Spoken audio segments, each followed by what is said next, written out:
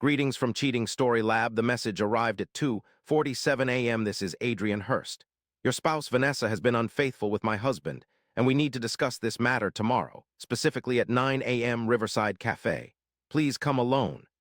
You found yourself gazing at your phone in the dimness of your study, where you'd been scrutinizing our investment account statements for the third time that night. The figures were unyielding. $600,000 had mysteriously disappeared from our shared brokerage account over the previous 14 months. Vanessa, my wife of 9 years, had systematically moved it to an entity named Hurst Development LLC. Now I recognized who Hurst was, and sleep eluded me. By 8:30 a.m., I was ensconced in a corner booth at Riverside Cafe with a folder filled with every bank statement, transfer record, and suspicious email I'd gathered over the past 72 hours. My lawyer had suggested I gather evidence before speaking to anyone. I followed his advice diligently. Adrian arrived punctually at 9 a.m. A woman, tall and collected, arrived at the booth opposite me, clad in a corporate attorney's attire. She was Garrett Wright, I realized as she didn't extend her hand for a shake. My husband is Colton Hurst, or so I believed until 3 days prior. However, her folder, thicker than mine, contained a photograph of Vanessa and an unfamiliar man embracing in what appeared to be a hotel lobby. The timestamp on the picture read 7 months ago. How long have you been aware? I inquired. 3 days about the affair and 6 months about the money. She produced another document, a bank statement showing transfers from our joint account to Colton's business, which I had recognized since that morning. Since then, I had hired a forensic accountant upon learning of the affair, who had unearthed something far bigger than I had anticipated. She unfolded 6 months' worth of financial records, revealing multiple substantial deposits from our joint account into Colton's business. Authorized deposits were made from Vanessa into the account via power of attorney. However, that wasn't the most troubling aspect. The forensic accountant traced these funds through Hurst Development LLC to 3 shell companies and then back out as personal expenses for both Colton and Vanessa. Adrian stated sternly, "It appears they've been running a scam." She continued, "Money from your account is transferred, disguised as consulting fees or investment capital in Colton's business. Later, it reappears as cash for luxury purchases and deposits into a shared private account in the Cayman Islands. I can track approximately $600,000 of yours, plus an additional $340,000 embezzled by Colton from our joint assets. This scheme has been planned for at least 2 years.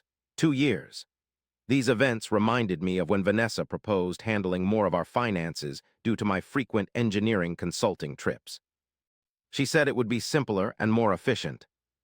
I had placed my trust entirely in her. Together, we amassed our fortune. I accumulated earnings, she managed investments, and we grew a portfolio close to $2 million until she began depleting it. "What is your intention towards me?" I queried. Adrian's countenance remained unaltered. "I wish to obliterate them, both of them completely, and I believe we can inflict greater harm united than apart." She outlined her scheme.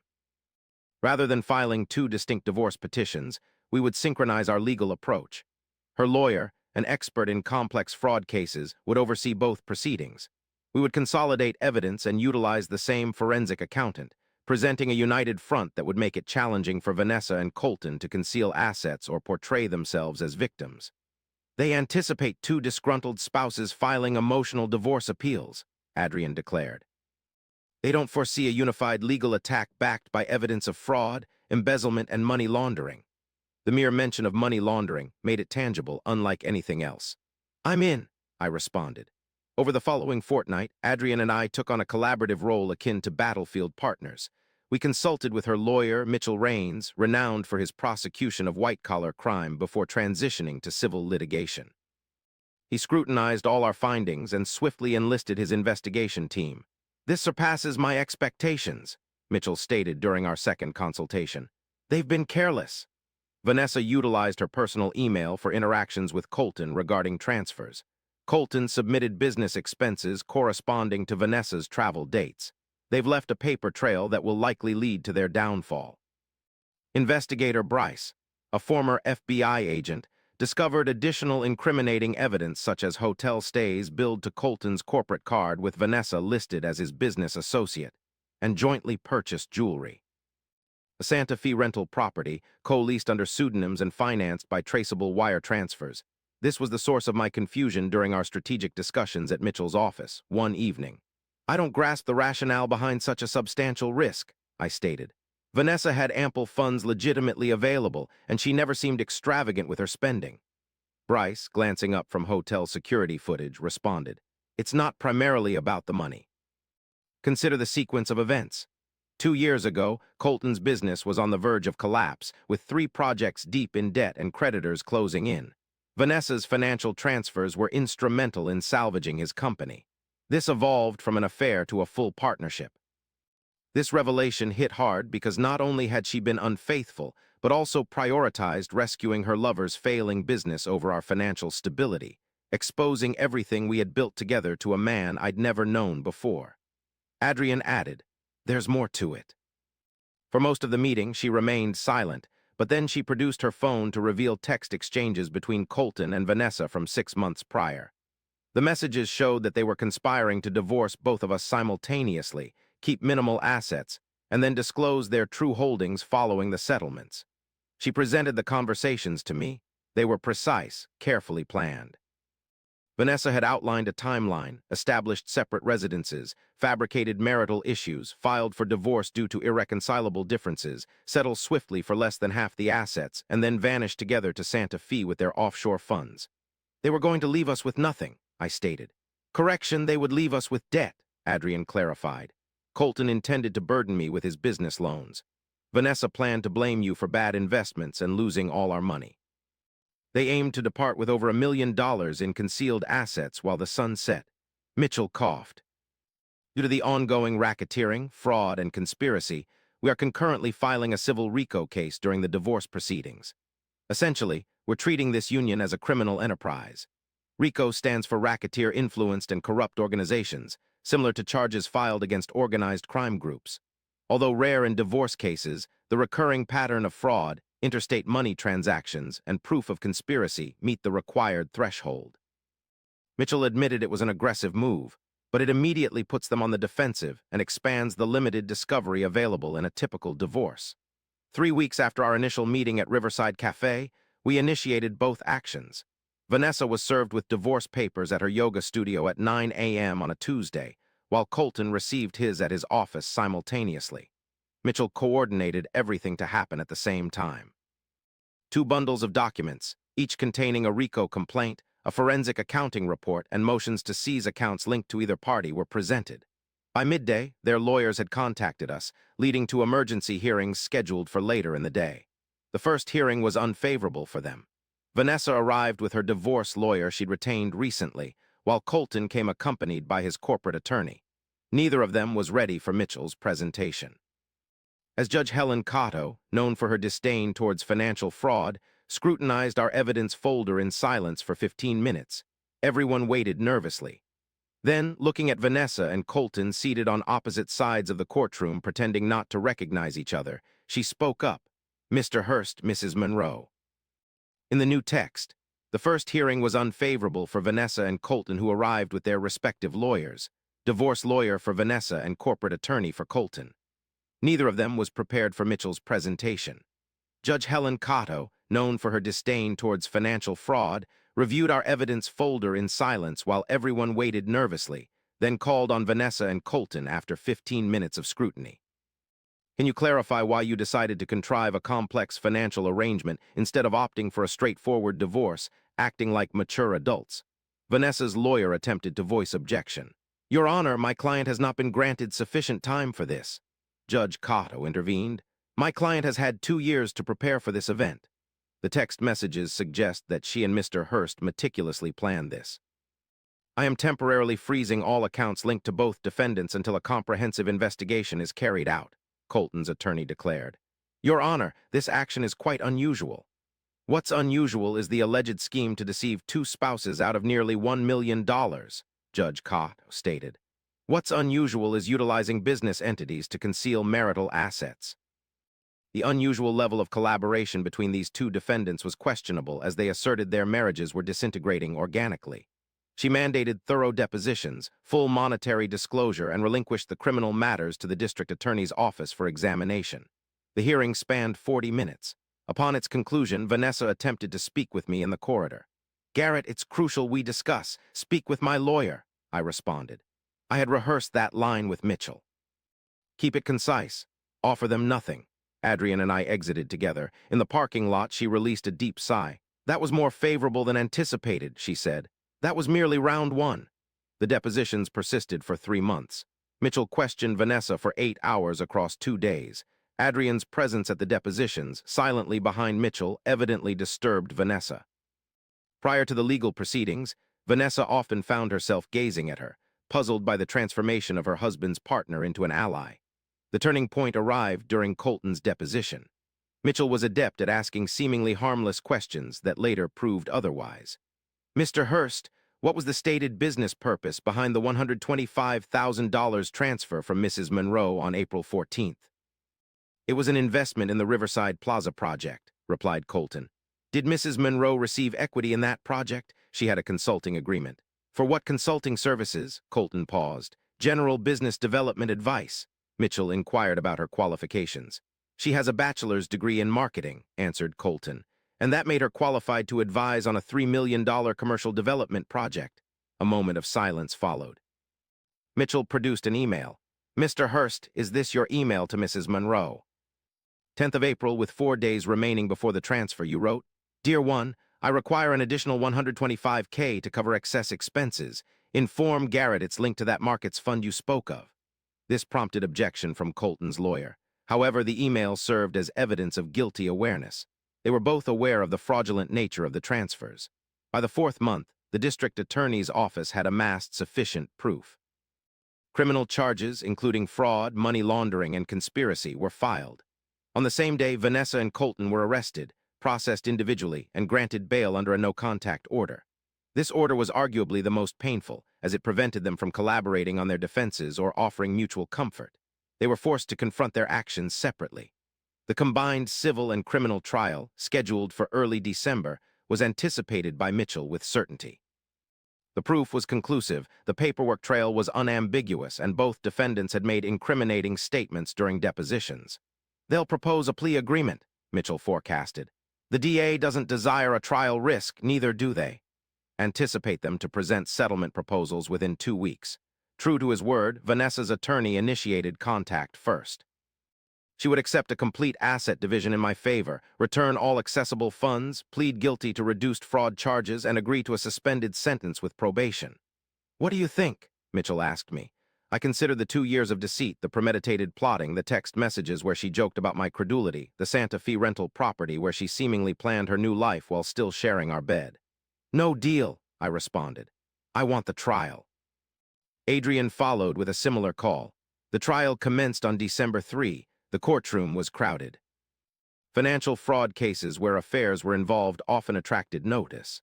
Vanessa donned a modest navy suit, her hair neatly tied back with minimal makeup, the attire of a reliable spouse.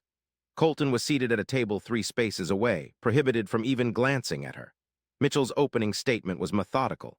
He didn't aim to evoke emotion. Instead, he presented the sequence of events, transactions, shell companies, and offshore accounts. He displayed the jurors the text messages, emails, and travel records, letting the evidence do the talking. "This isn't a narrative about an affair," Mitchell declared. "Affairs are frequent. They can be hurtful, but they're part of being human. This is a tale about 2 individuals who deemed their desires superior to their legal responsibilities, marital promises, and fundamental honesty. They constructed a criminal organization. They executed it for 2 years, and they were caught." The prosecution introduced their expert witnesses initially. The forensic accountant guided the jury through each transaction, every shell company, and fabricated business expense. He constructed a visual timeline demonstrating funds shifting from my accounts and Adrian's into Hearst Development, then dispersing to personal accounts, luxury purchases, and ultimately an account in the Cayman Islands. "In my 20 years as a forensic accountant," he declared in court, "I haven't encountered a more apparent pattern of deliberate asset misdirection." This wasn't spontaneous, it was calculated. Adrian took the stand on the 3rd day. She remained composed, factual, and devastating. She recounted finding the photograph of Colton and Vanessa, hiring an investigator, uncovering the financial scheme. He detailed the instant she recognized that her husband hadn't merely been unfaithful. He had embezzled nearly half their combined wealth to finance a life with another woman. "Had you contemplated challenging him before filing charges?" The prosecutor inquired. "No," Adrian replied. "What could I have confronted him with? He'd already demonstrated who he was." Individuals such as Vanessa don't experience sudden epiphanies. They have lawyers and face consequences instead. On the fourth day, I testified. Mitchell had instructed me to remain composed, focus on facts, steer clear of emotional arguments. The most challenging part was recounting the instant when I'd recognized that Vanessa had been scheming for years. I read out the text messages aloud where she referred to me as T, the mark, and Colton responded, "Every good con needs a generous mark." When the prosecutor asked how it made me feel, I replied, "It felt like I'd married a stranger," adding, "Like 9 years of my life had been an act." The defense attempted to portray Vanessa as a woman trapped in an unhappy marriage who'd made rash financial decisions during an affair. Her lawyer even used the phrase, "passion-driven crimes from an unhappy heart." Mitchell discredited that story in less than 10 minutes through his cross-examination. The defense presented Mrs. Monroe. "Is this your email to Mr. Hurst, dated 16 months before you claim your marriage became unhappy?" "I'm not certain about that detail. Let me read it for you. Colton transferred another $50K today, which went unnoticed by G. He trusts me implicitly. It seems almost effortless. Does it appear like someone in an unhappy marriage acting impulsively?" Vanessa paled at the sight of this. "That's misinterpreted. What circumstances make boasting about stealing from your spouse acceptable?" No response. The jury deliberated for 4 hours before finding both Vanessa and Colton guilty on all charges: fraud, conspiracy, money laundering. The civil verdict was equally comprehensive, demanding full restitution, punitive damages, and legal fees. Sentencing took place 2 weeks later. Judge Cotto, who had been overseeing the case since the first emergency hearing, showed no leniency. "Mr. Hurst, Mrs. Monroe," she said, "you devised an intricate plan to defraud your spouses. You employed business entities, offshore accounts, and deception systematically over a prolonged period. This wasn't a mistake. This wasn't due to passion. In this case of a criminal enterprise, Mr. Hurst and Mrs. Monroe are sentenced respectively to 4 years and 3 years in federal prison." Vanessa cried, while Colton remained expressionless. The judge also declared that they will collectively repay $940,000, plus interest, court costs, and legal fees. All their assets, including the Santa Fe property, offshore accounts, and Mr. Hurst's businesses, will be liquidated to cover these judgments. The bailiff escorted them out separately. I didn't observe Vanessa departing. There was nothing more to say.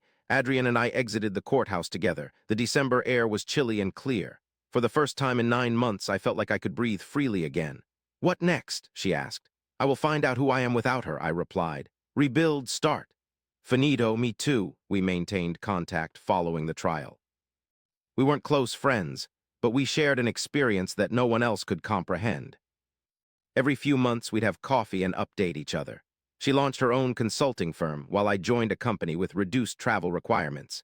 After serving 22 months on parole, Vanessa returned to live with her parents in Ohio. Colton served 3 years. His business was dissolved, his professional standing tarnished. An offshore account held $847,000. Alongside the liquidation of Colton's assets and the sale of the Santa Fe property, Adrian and I retrieved most of the stolen money. Not all, but enough legal fees and 3 years of litigation were costly. More significantly, we verified something I hadn't realized I needed. Evidence that I wasn't irrational, that my suspicions had been valid, that I hadn't been overly suspicious or controlling, as Vanessa insinuated when I began inquiring about the missing funds early on. During one of our recent discussions, Investigator Bryce shared something that resonated with me.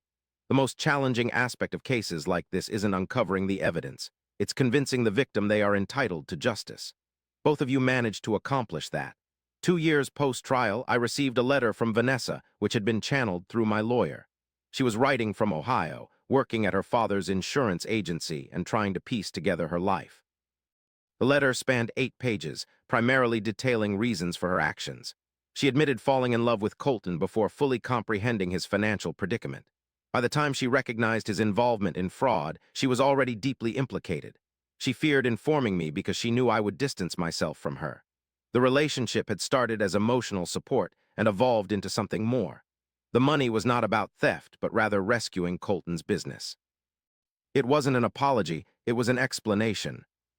Initially, I perused it. Subsequently, I stored it with other case materials in a garage box, potentially for future reference. Perhaps one day I'd revisit all this, maybe to recollect the raw emotion of discovering my spouse was a criminal. But not at present. Instead, I concentrated on what lay ahead. I'd recently started seeing someone new, a woman named Heidi who specialized in urban planning. She was privy to the entire tale. I shared it with her during our third date, anticipating she might be deterred if so. Contrary to my expectations, she listened attentively, posed insightful questions, and offered something unexpected. "That must have been harrowing," she remarked. "Yet you dealt with it admirably. You didn't let them get away with it. That requires strength." I hadn't regarded it as strength, but rather as survival. 6 months ago, Adrian contacted me. She had remarried to someone from her business. She sounded content in a manner I hadn't heard before. Toward the end of the conversation, she said something unanticipated. "Thank you for your kindness. For what? For standing by me during this ordeal, not getting lost in your own troubles. Many might have abandoned their own struggles to deal with their own divorce, leaving me to fend for myself. But we were stronger together. That was our last conversation. I didn't require any more contact from her. We achieved what we aimed for. We secured justice. We regained our lives. The rest was merely fallout." Sometimes I still recall those messages from Vanessa where she called me a mark. Those exchanges between her and Colton, filled with their callous jokes about manipulating clueless spouses, still linger in my mind. That betrayal, the casual disdain, the arrogance cut deeper than the affair itself. However, they underestimated us. They thought we'd always be easy targets. They believed we'd just accept their orchestrated settlement, that we'd be too ashamed or distraught to resist. But they were wrong. In the final analysis, it was their error that proved decisive.